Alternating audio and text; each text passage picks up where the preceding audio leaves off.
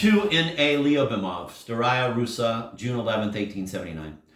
Dear Sir, much esteemed Nikolai Alexeyevich, 2 days ago I sent off to the Russian messenger the continuation of the Karamazovs for the June issue, the conclusion of Chapter 5, Pro and Contra. This completes what, quote, the lips utter in pride and blasphemy, end of quote. The modern denier, a rabid one, declares openly that he stands for what the devil advises and claims that this will more certainly bring happiness to mankind than the teachings of Christ.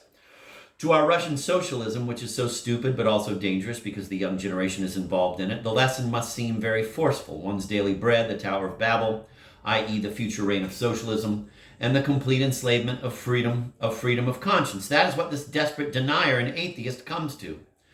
The difference is that our socialists, and you know very well that they do not consist only of the underground nihilist scum, knowingly act like Jesuits and liars, refusing to admit that their ideal is an ideal of the coercion of the human conscience and the reduction of mankind to the level of cattle. Whereas my socialist, Ivan Karamazov, is a sincere man who openly admits that he agrees with the Grand Inquisitor's view of mankind and with the contention that belief in Christ assumes that man is a much nobler creature than he really is. So the question is asked point blank. You, the would-be future saviors of mankind, do you despise man or do you respect him?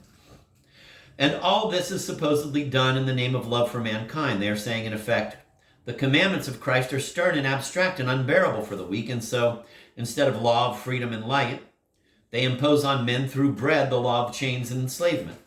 In the next book, there will be the death of Elder Zosima and his last conversations with his friends.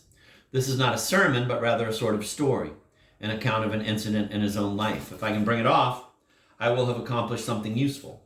I will force them to admit that a pure and ideal Christian is not an abstraction, but a tangible, real possibility that can be contemplated with our own eyes, and that it is in Christianity alone that the salvation of the Russian land from all her afflictions lies.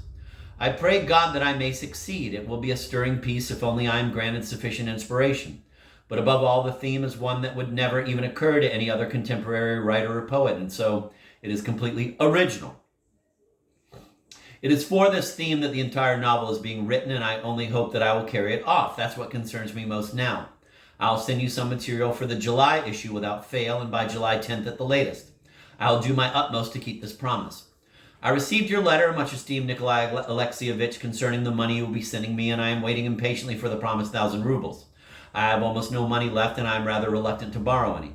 And so I beg you most urgently to send me the 1,000 rubles as soon as possible, and if you can, without delay, because I need it very badly.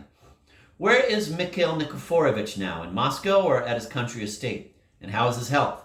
Please give him my warmest wishes and regards.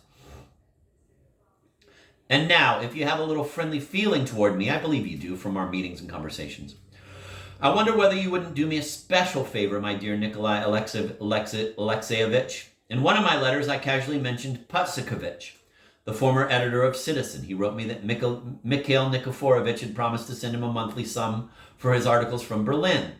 In the meantime, he writes me, he has reached the limits of extreme poverty in Berlin.